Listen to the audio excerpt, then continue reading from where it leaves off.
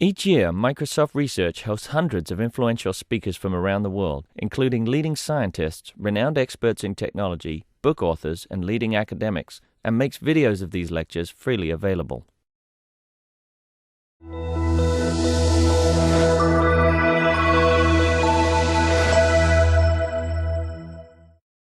So, good afternoon and welcome. My name is Kirsten Wiley, and I'm here today to introduce and welcome Evgeny Morozov, who is visiting us as part of the Microsoft Research Visiting Speaker Series.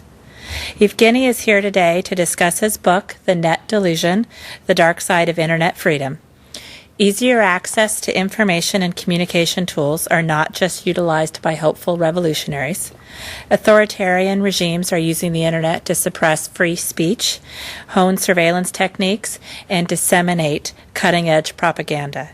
The web is as likely to distract as it is to empower, and both dictators and dissidents alike can exploit its novel features.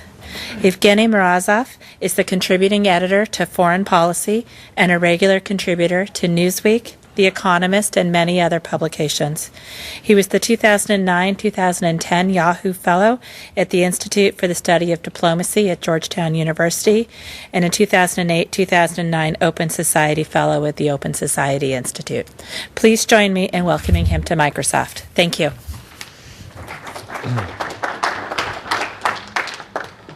Thanks for this introduction. And as you can probably immediately grasp from my accent, I come from Eastern Europe.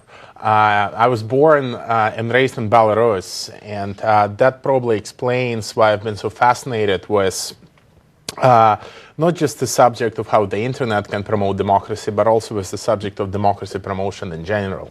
And this is what actually initially drew me to this subject. As you may know, Belarus is one of those places where you probably do not want to be a pro-democracy activist because it's not particularly safe. A few years ago, Condoleezza Rice described it as the last outpost of tyranny in Europe, and I think it was probably an understatement on her part. So I've always been fascinated with finding new ways in which to open up and democratize the country. And I would say around year 2004, 2005, when there was a lot of talk about the power of new media in the U.S. following the presidential election here and following the ways in which the Howard Dean's campaign made use of new media, I began thinking about ways in which the same technologies and tools could be used in more closed societies. And this is how I began experimenting with the role that blogs and social networks and wikis could actually play in a country like Belarus. So I ended up working for an NGO which was not based in Belarus, it was based in Prague, but was doing work all over the former Soviet bloc and other countries in the region. We ended up working in 29 plus countries. And I eventually became their director of new media, and I was sort of an evangelist, if you will, for new media. So I was traveling around places like Tajikistan or Azerbaijan or Belarus and meeting with activists and bloggers and journalists who were mostly in the opposition, of course, trying to train them in what they need to know about new media activism, how they can actually use it to their benefit. And a lot of our work was funded by Western foundations, mostly American ones, by entities like the National Endowment for Democracy, by the European Commission. So there was a lot of excitement about the power of new media to bring political change to countries like Kazakhstan or Belarus back in 2005, 2006.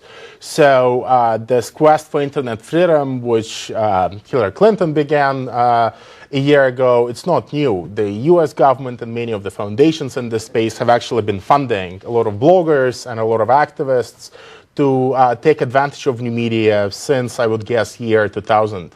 If not earlier. It may not have been called support for blogging, it would have been called something else, but a lot of these activities were present.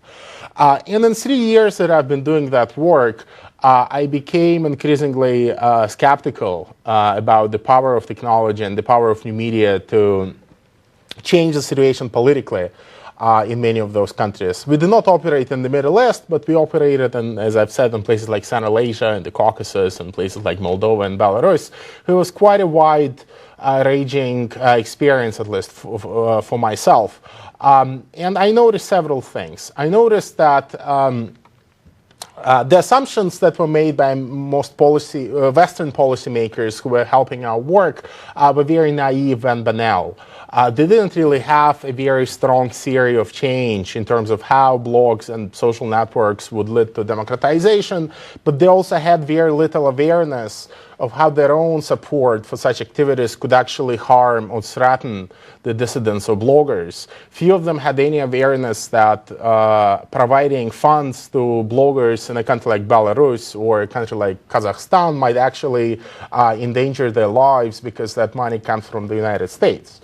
Nor did they consider the ways in which providing big grants to NGOs like ours or funding bloggers independently would actually create some culture of dependency in those countries and would actually push away the people who would otherwise be innovating and building their own blogs and social networking sites and doing it because they want to do it or doing it because they hope to get some money. It would basically put them on the US government's payroll or the payroll of the foundations, and they would operate in a completely different innovation cycle, where they would wait for another 12 months until they get another grant, or they would fail deliberately to get another grant to fix whatever they have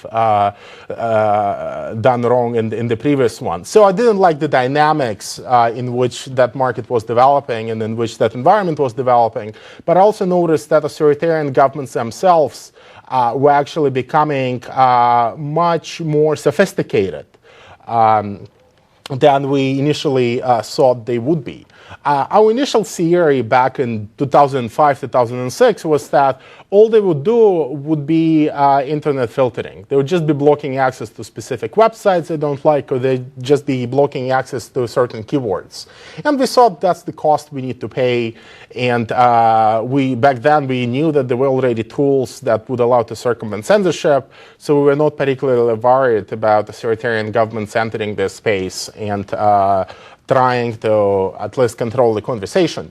But I began noticing that they were increasingly more sophisticated and the strategies they used were much more advanced. So Russia, a country I know pretty well, to me was a very interesting example.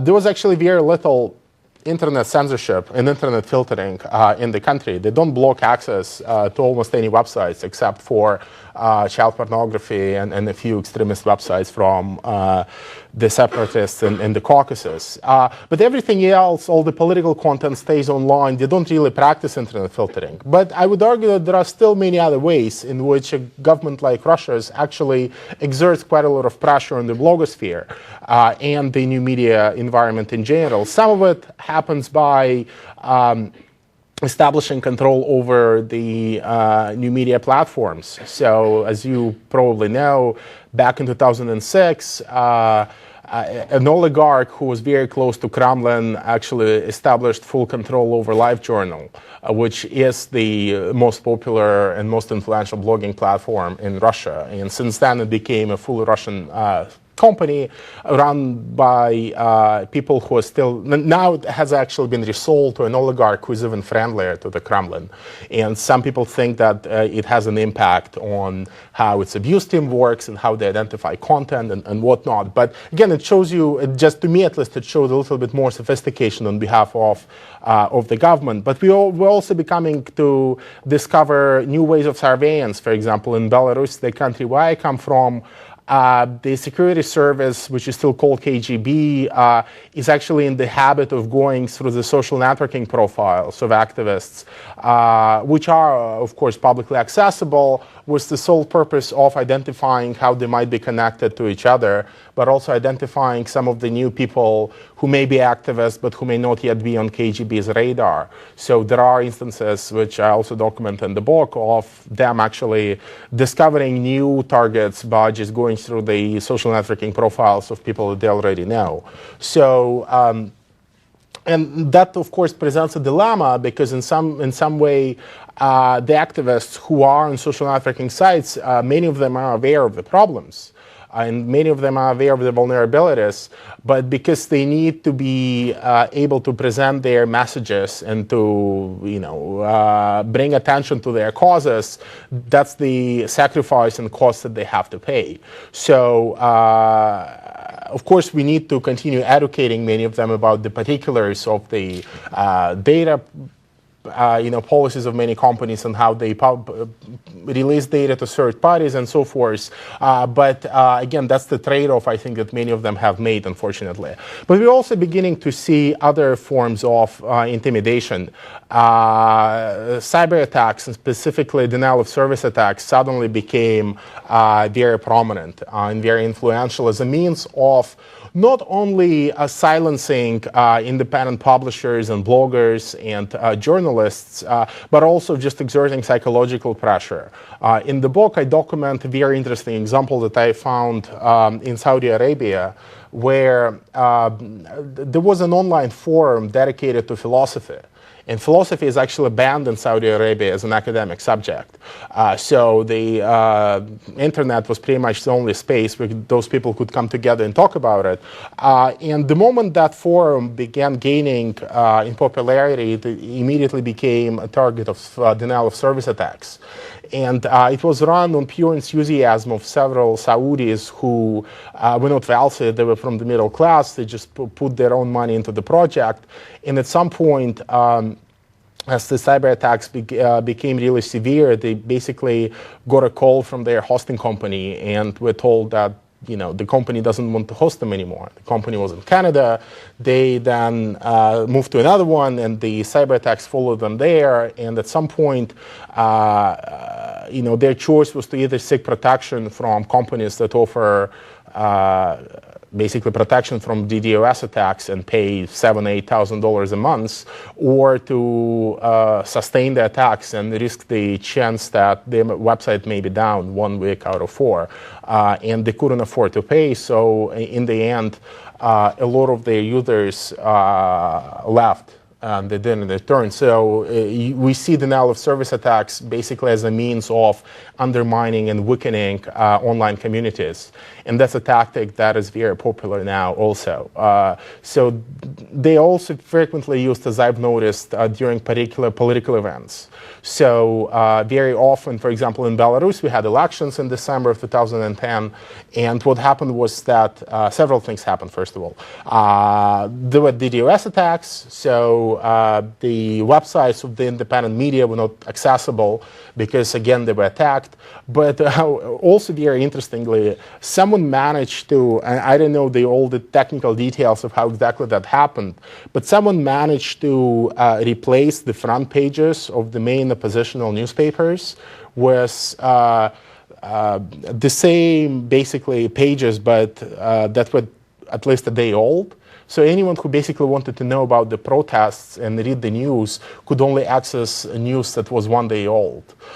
So people couldn't actually get all the updates because there was an orchestrated campaign to basically, first of all, prevent news from being published, but also to make it seem as if everything was normal. So in some sense, it was a concentrated effort to make it seem as if those websites just basically didn't update themselves for a day. So again, that was something that I myself was not even anticipating as a tactic. So having seen all of that in the 3 years that I was doing this work as director of new media in this NGO, I just decided to step back a little bit from that work and try to think through some of the, first of all, intellectual assumptions, if you will, of how back in the 90s many of us thought that the internet would transform the world and how it would transform authoritarian states, and also how we in the West, and those of us who care about democracy and who want to make sure that countries like Belarus or Iran or China eventually become more democratic, how we can actually take advantage of the internet. And the problem that became to me very prominent and obvious in 2009 was that a lot of the infrastructure and the electronic infrastructure and digital infrastructure that is being used for online activism in many of the authoritarian states is all built by not only by private companies but by American companies, of which you are one, right? So you have of course, Google and Facebook and Twitter, who own all the sites that are used for organizing the protest and that are used for discussing things that the governments basically do not like.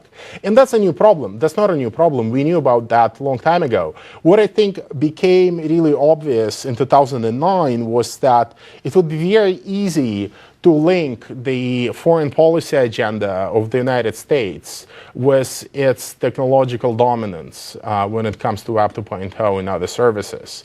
And many governments made that connection. And that became, I think, really obvious during the protest in Iran in 2009. So if you follow those events closely, I mean, we can debate forever about the role that the internet had played there and the role that Twitter played there. I spent an entire first chapter more or less trying to make sense of what happened in Iran.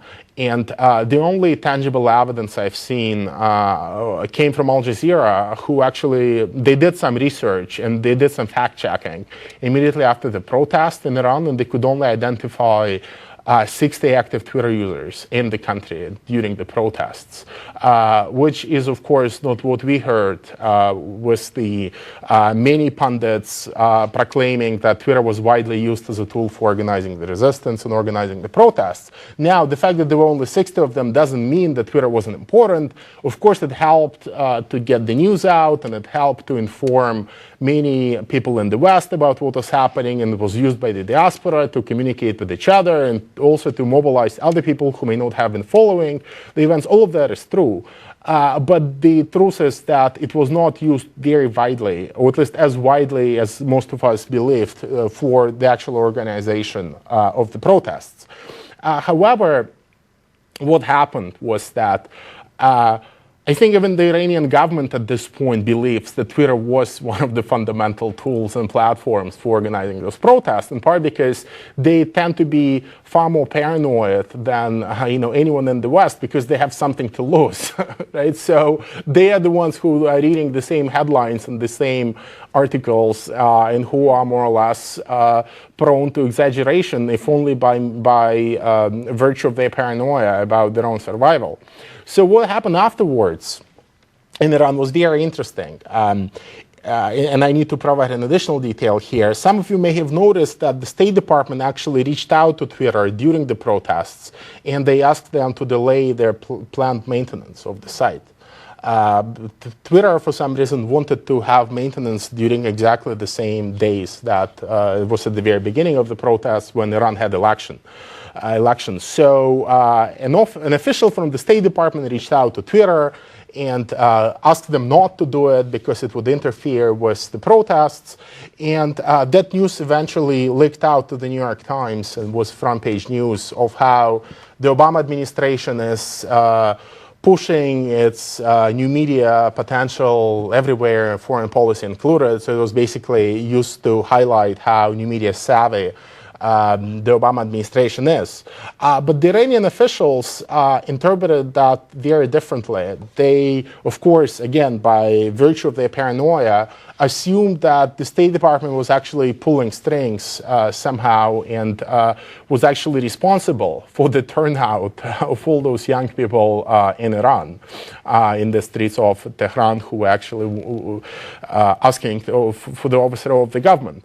And that in itself, I think, merged two, up until then, diverse narratives. One was about regime change, and regime change that is more or less facilitated from abroad, something with which Iran already has a lot of experience. So that was one narrative. And then there was another narrative about the use of technology and the way in which technology can be used for mobilization. And those two narratives merged in that week. So as far as the Iranian officials were concerned, and I actually track how they reacted to it, and Iranian official media, there were a lot of editorials on that subject immediately after the protest. As far as the Iranian officials and the Iranian public was concerned, what happened was that there are these people sitting in Washington and in the State Department who are basically trying to take advantage of the fact that so many of web services are American, and they're trying by some mysterious means and ways to basically use them for facilitating offline protests and facilitating riots, uprisings, and whatnot. And that was the narrative that actually was then repeated not just in Iranian media, but also in the Russian media, in the Chinese media. I even tracked a few newspapers in Moldova, which more or less ran with the same sort of takeaway from what happened. And I think that sets a very dangerous precedent for America, but also for the internet, because that triggered a whole different counter dynamic in Iran itself, with the government immediately setting up several units of what they call cyber police, which began to monitor the internet very closely. They set up their own social network to lure young people away from Facebook, in which they are now pouring a lot of state resources. They're trying to launch, if they haven't already, their own search engine to lessen their dependence on Google. You may have seen that they've banned access to Gmail in February of 2010. They have been sending text messages to the public, threatening them with retaliation if they start cooperating with or even responding to any calls on Facebook. There was one of the Ayatollahs released a statement saying that participating in cyber war is okay, and as long as you're fighting the Western enemies. But the biggest takeaway for me, at least, was that the Iranian government responded the way they did, not so much to the threat posed by the internet, but to the threat of regime change engineered from abroad posed by the internet. And that created a completely different response from them. And that's the same response that I at least am beginning to observe elsewhere, where governments like Russia, the Russian government or the Chinese government or even the Turkish government want to lessen their dependence on American companies, whether it's Facebook, whether it's Google, whether it's Twitter, perhaps Microsoft as well. So the question that we need to ponder, I think, is whether explicitly embracing a concept like internet freedom, as, for example, Hillary Clinton did with her first speech on this subject a year ago, in which she did again just a month ago, whether doing it explicitly would actually somehow make it harder for America to promote internet freedom, and whether it would actually result in an internet that would not be conducive to the promotion of democracy, freedom of expression, and human rights.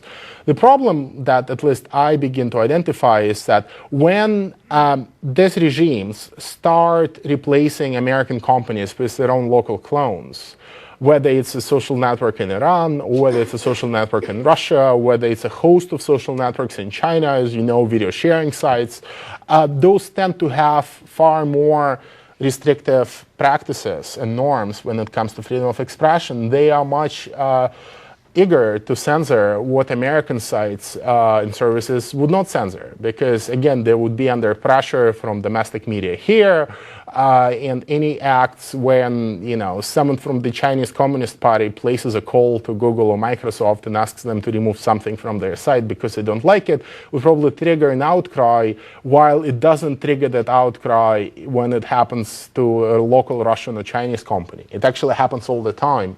Rebecca McKinnon, who studies the Chinese internet and who some of you may know, did a very interesting experiment about a year ago. She basically created, I think, about 40 different blogs on 40 different blogging platforms in China.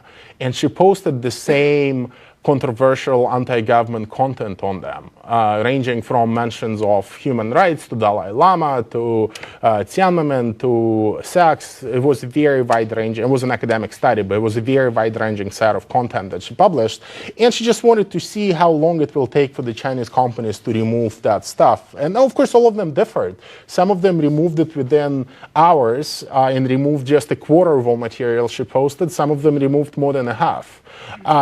They're all differ in terms of how they censor and how much they censor, but that happens because the government never specifies what exactly it is that needs to be censored. So the companies are left guessing because they don't want to run into any problems with the government.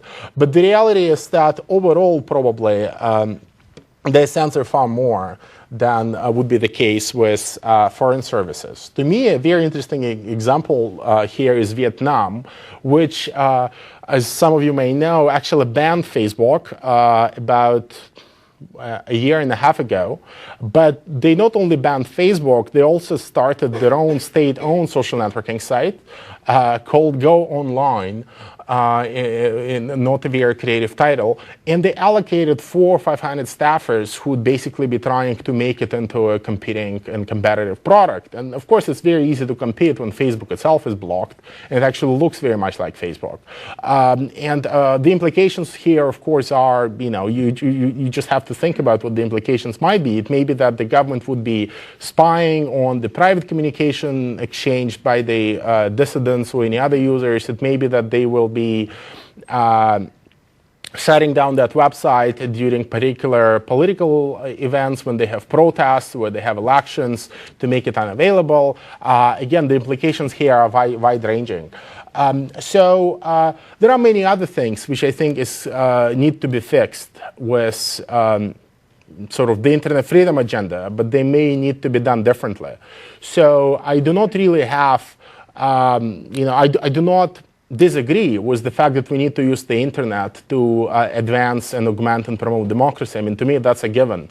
The question here is how exactly we need to do it and where the emphasis should be. So far, there is very little in Clinton's speech, for example, that she gave months ago, about trying to rein in some of the American companies, which also supply a lot of surveillance and censorship technology to those regimes. It's all very forward-looking. It's all very foreign-looking. What they want to do is to basically ask the Chinese not to block access to certain websites or not to engage in cyber attacks. So the first Clinton speech actually said, and I think I'm quoting by memory here, that any country that engages in cyber attacks should face the should behave according to the rules of international community, and they should basically be reprimanded for doing that. And of course, 6 or 9 months later, it emerges that NSA and various other agencies have actually been launching a lot of cyber attacks on many websites of jihadists without consulting anyone, without even consulting Congress. Right? So there is a lot of stuff that needs to happen domestically to make America's promises and intents sound credible. And that's the same kind of problem that we've seen in American reaction to WikiLeaks, where you have someone like Senator Lieberman, who actually happens to be a member of the Senate's Internet Freedom Caucus, who on one day would say that we need to promote internet freedom, and then he would be the one placing the call to Amazon asking them to remove WikiLeaks files off their servers. Right? And it's exactly the same tactic that the Chinese politicians would use when they don't want to see certain search results on Google or see certain files hosted by Chinese companies, right? So there is a lot of stuff that needs to happen domestically to make America sound credible on this subject. So far, there has been a lot of talk by diplomats in Washington, which have not really been backed by serious concrete action, both domestically and internationally. And I think this is something that needs to happen very soon. Another troubling aspect that I've noticed while working in this field, even as a practitioner, was that the governments were actually, authoritarian governments, were not as eager to engage in censorship as they were eager to engage in propaganda. And I think that also is probably the reflection of the kind of new decentralized web that we see. The problem is that if you're in China and if you publish something critical on your blog, if it's something really critical and something newsworthy, chances are it will be republished on hundreds of other blogs. And if the government suddenly starts going after you by blocking access to your URL or by forcing a blogging company to remove you, it will probably confirm all the accusations you make in that blog post, because it will indicate that the government has something to fear from a blog post, right? And that will result in even more people reposting that, something that those of you who follow internet culture may know is the Streisand effect, right? That usually attempts to get something off the internet backfire and result in even more attention being paid to the subject. But I think what happens instead is not that the government's engaged in more censorship, but they simply try to discredit the authority and the reputation of the person who published that material in the first place by accusing them of being CIA agents or of being Mossad agents or of basically being crazy or irresponsible. And that happens often by having governments dispatch their own bloggers or dispatch bloggers who are friendly and loyal to the government. We actually are seeing in a lot of countries whole blogging armies and contingents who are there only to promote and advance a particular political ideology online, and the government actually likes them. And often it's done in the centralized manner. There is one estimate that I've seen that in China there may be as many as 200,000 bloggers who may be at various points trained or paid by the government to advance their own ideology online, right? And often it happens in the comment section of blogs. Often it happens when something critical is being published and needs to be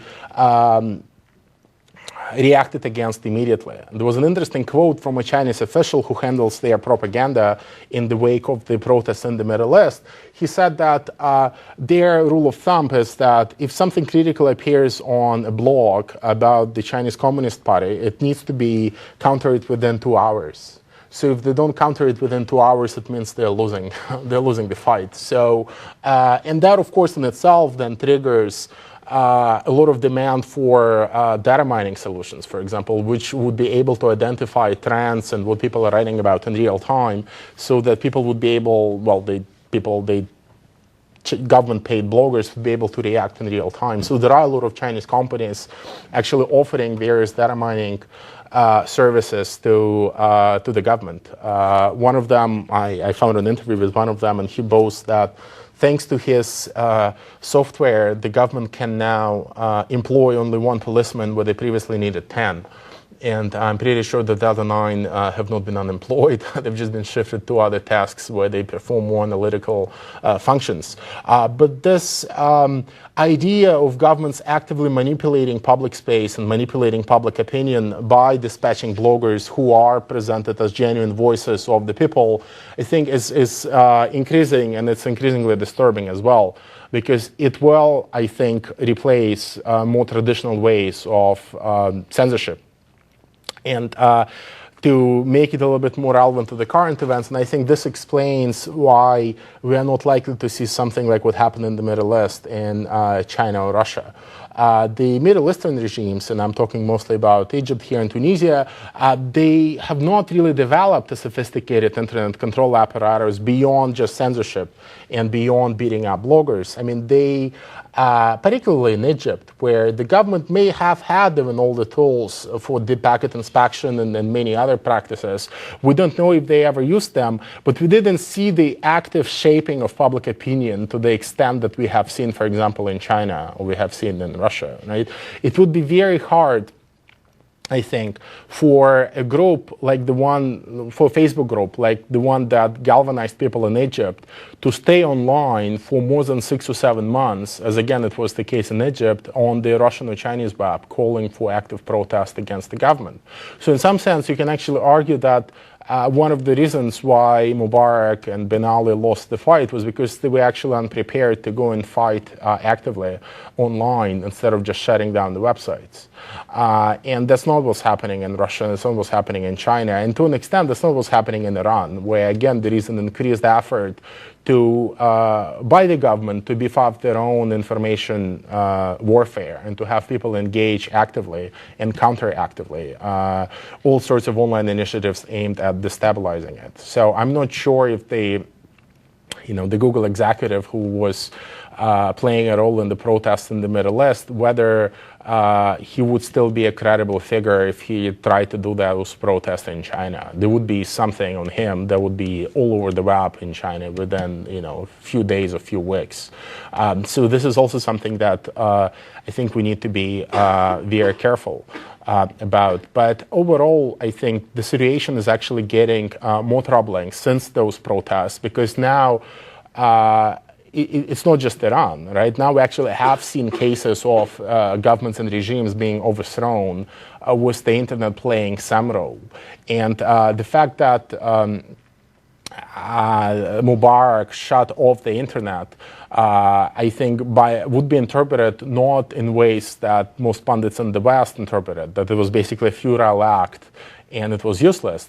I think most dictators would interpret it in a way that he did it too late. He did it basically when he already had a lot of people in Tahrir Square. And I think that will actually lead to more of them trying to consolidate their control over information infrastructure and also to develop an internet kill switch. And ironically, again, to link it to domestic American policies, on the very day that Mubarak shut down the internet, a couple of American senators again reintroduced the idea of an internet kill switch, right? Which again would then serve as enabling factor to any other dictator who basically wants to shut down the web. As long as it happens in America, it looks like okay for anyone, because you can then point to the American experience and say, well, if democracies do it, why can't we, right? So there is an urgent need, I think, to connect domestic internet agenda, particularly as we start entering debates on very sensitive subjects, from privacy to deep packet inspection to net neutrality. We need to link all of that to the foreign policy implications and to foreign policy agenda, because it will be very hard for America to look and sound credible on subjects like internet freedom in the eyes of the international community if we are limiting it at home. And if we are allowing for more, for example, traffic inspection. Because if we are entering an age where you will see more and more analysis of what kind of data passes through networks, of course, it will then again be an enabling factor for dictators in Iran or China or anywhere else to have the same capacity, but then to use it for political purposes, as they very often do. So I think I'll stop here and we can then have some questions. I'll be happy to take any. Yes? The opposite question. You spoke a lot about the opposite of sharing information, I'd say, but if you think about countries that are the most open, Yes. What are the benefits for the country and what are the benefits for the citizens? So rather than starting with the problem, Yeah. have you put some thinking in that? Well, I mean, I think that case is very well established, in economic theory and elsewhere. I mean, sure, it will lead to better, it will lead to more efficiency in the markets. It will lead to better price signals. And so to me, that case is very easy to make. And it's also very easy to make in terms of governance and democracy, because in most cases, yes, transparency in the political process does help. You do need some checks. I mean, you do need a responsible system like Freedom of Information Act. But the reason I'm not tackling that subject and why I didn't write a book about it, because it seems to me like a very far-fetched scenario that would happen in a country like China or Belarus or Iran overnight, and it wouldn't. And actually, very often governments would use the rhetoric of openness, and they would use the rhetoric of e-government, for example, of them providing services to citizens as a way of generating legitimacy. Because for many people, as long as you give them a forum to complain online, they feel that something democratic happened. They feel that as long as they have a form to fill in, that makes their government look democratic. And I actually do see, particularly in Russia, to me, it's a fascinating question, because you have this split between the regions and the capital, right? And what happens in the regions is not often known to the rulers in the capital, right? So the government needs to find an effective way to build a system in which it can actually learn of all the bad stuff and and crime and bribes and whatnot that's happening in the regions. So for them, they actually welcome such systems. They actually want bloggers often to go and publicize corruption locally, and very often they would take action on it. So you have now an established practice of bloggers in Russia complaining in the comment section of Medvedev's blog. And then they would act on one or two of those complaints, which of course will create this illusion that people are being listened to, and that, and very often, maybe they are. I wouldn't doubt that there is a bureaucrat somewhere in the, FSB, the security services, who's reading all those comments and then dispatching, the information to his bosses about what may be happening in the regions. So. It's more complex than that. Again, the questions of openness, when you apply them to authoritarian and closed societies, they tend to have a very complex political meaning behind them. Very often, those governments embrace openness for strategic reasons, but it's a fake kind of openness. And talking about it in the abstract, I mean, to me, the case for openness and democracy is well established. So there is no need for another book. Yes. So if there were only 60 people in Iran using Twitter, why are we even bothering talking about the impact of the new media if there is no impact? We're only creating a means for the government to actually track everybody who's involved in it, but in reality, it doesn't help them much. Well, so the question was, if there were only 60 people who were using Twitter in Iran during the protests, why do we even bother talking about the impact of new media, right? That's and especially because, in addition, we afford the government an opportunity to track the people that are working against them online. We're saying, okay, here I am, I'm an activist, I want to protest, everybody come and meet me somewhere. Now the government knows, all right, we're going to track this guy. Yeah. But at the same time, it's not very effective because only 60 people are using it in that specific example. Well, okay, I should put it that way. The fact that there were only 60 people in Iran on the ground who Al Jazeera could find who were using Twitter does not mean that Twitter could not be used or Facebook could not be used to mobilize people effectively. And I think the recent events in the Middle East actually suggest that they could be. Again, I think it will be premature to draw conclusions about the causality on the ground, what caused what and who did what. At this point, I think the reason why we spend so much time talking about the internet and Facebook and Twitter is because they are the most visible factor. And they're the factor that all of us can relate to, even if we know nothing about Egypt or if we know nothing about Tunisia, right? Very few people can talk with some level of understanding about the role of Egyptian trade unions in the revolution, simply because few of us know about Egyptian trade unions. But it's very easy for us to talk about Facebook groups. And of course, we don't actually have much data about the Egyptian trade unions either, and we'll have it only in 4 or 5 years. So for me, it's normal that we spend so much time talking about new media at this point. But I think there is something deeper, and that's something which I've tried to address in the book, and how we talk about technology. There is something that make a lot of people think that it does have an inherently liberating potential, and that information especially has an inherently liberating potential. And I think that bias may stem back, probably from the time of Enlightenment, where, of course, there were a lot of assumptions about the liberating nature of information and knowledge and so forth. And I think a lot of those assumptions now do make an implicit appearance in many of the arguments about the role that social networking or blogs could play in those countries. Whether we should continue talking about it, I think we should, in part because I wouldn't argue that it's a complete myth and it's a complete invention, that the activists do use those tools, and many of them go to jail for that. I think those tools do have they can make a contribution that is not available on other tools. I mean, it's very hard for you to reach 600,000 people in Egypt and tell them where they should show up for the next demonstration within an hour. You can maybe do it within a week, through word of mouth. I mean, there are very concrete benefits to social media, which I think we need to understand. But I agree with you, we need to be very critical in terms of how these tools may ultimately be transforming not just the culture of surveillance, but also political culture in many of these countries. I spent a lot of time in the book sort of thinking through how the fact that now so much activism happens online may actually make the goals that activists are pursuing harder to achieve. Because for many people, and that's my pure speculation on my part, but I think that for many people, the point of online activism is not really in achieving certain goals. It's in looking cool to their, in front of their friends and showing that they care about saving the children of Africa, or, climate change, you pick any other subject.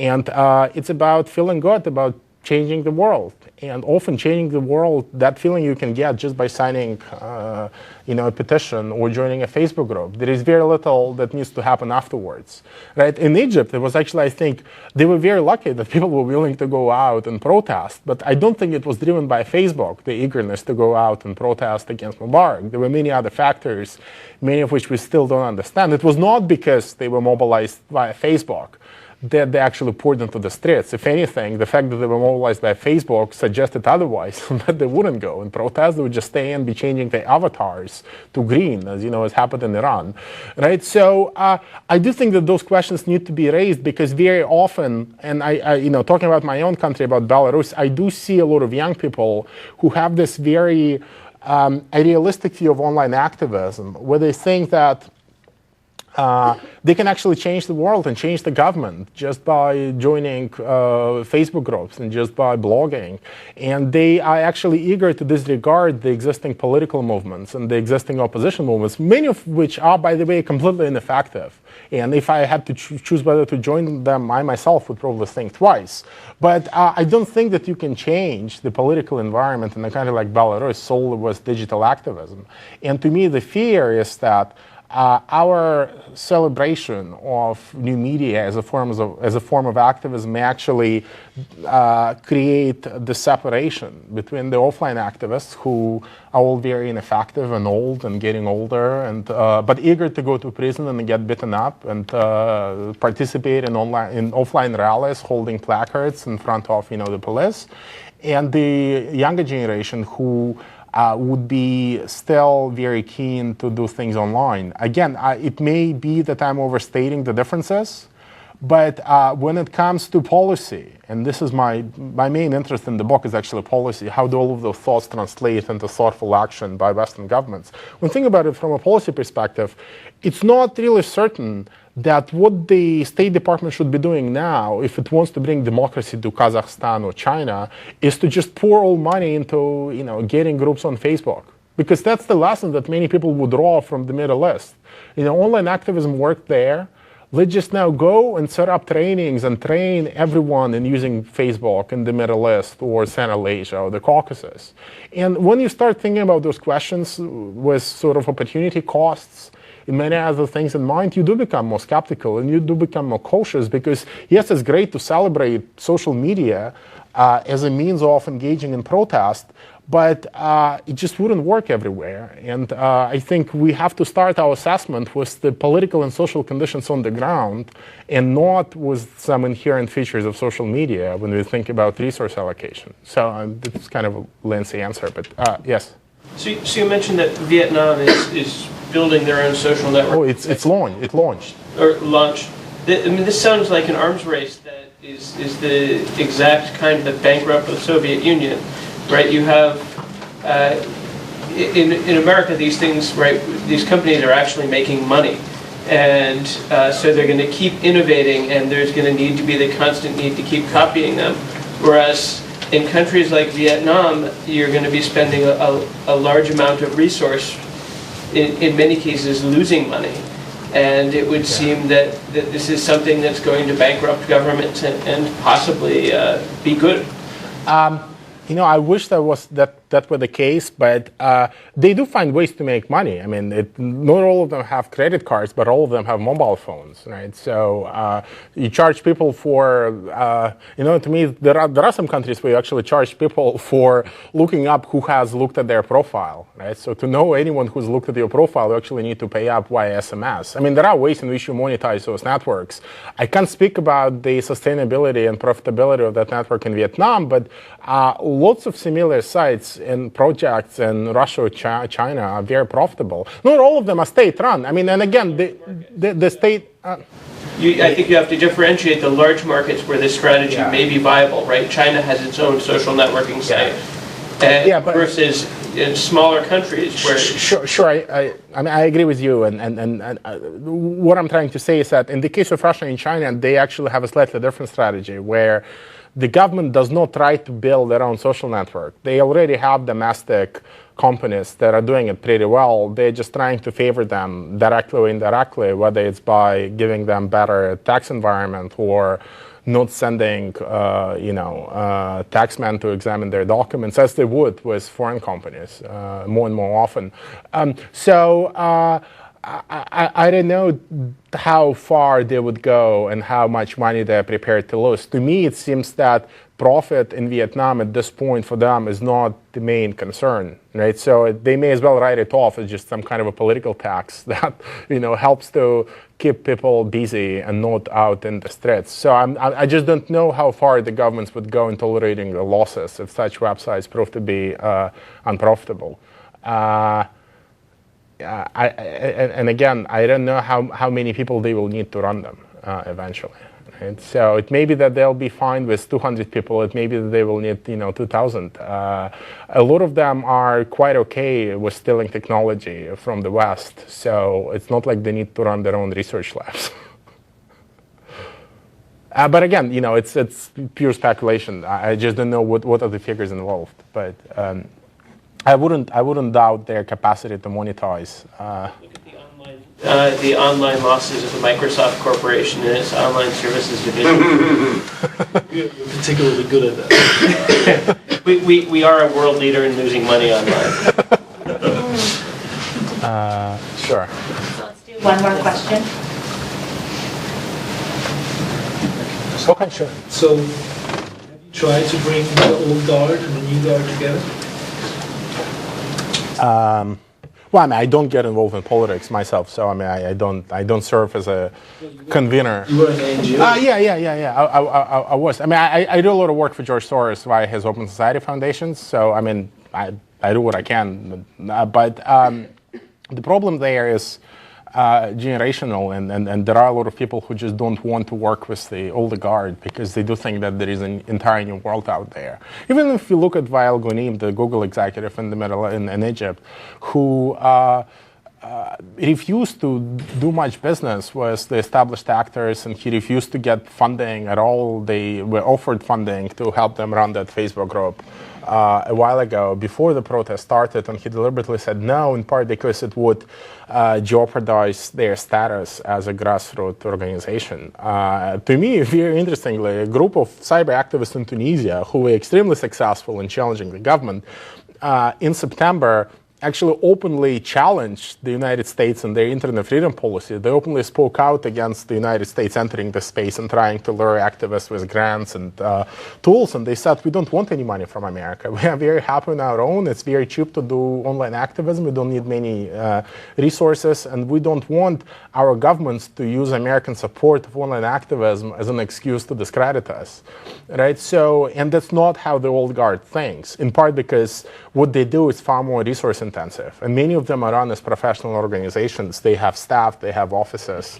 And that's also part of the clash that they have. That, in some sense, those who celebrate the internet in this respect are correct. I mean, there are ways in which you can now do a lot of things on the chip.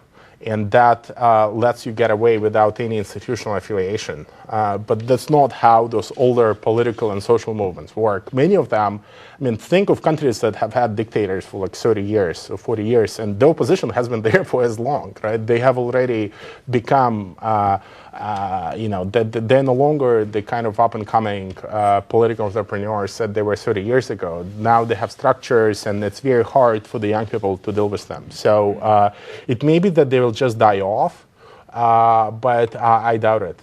In part because a lot of young people do join them. They just for career reasons and not for. Well, again, I mean, I know you look surprised, but again, I don't want to enter into politics here. But for many people, being in the opposition is a very nice career because you get to travel quite a bit. All right. Great. Thank you. Thank you very much. Thank you so much. And those are books ready. If you want to buy them and go sign them. Sure. Thanks. Thank you so much for coming.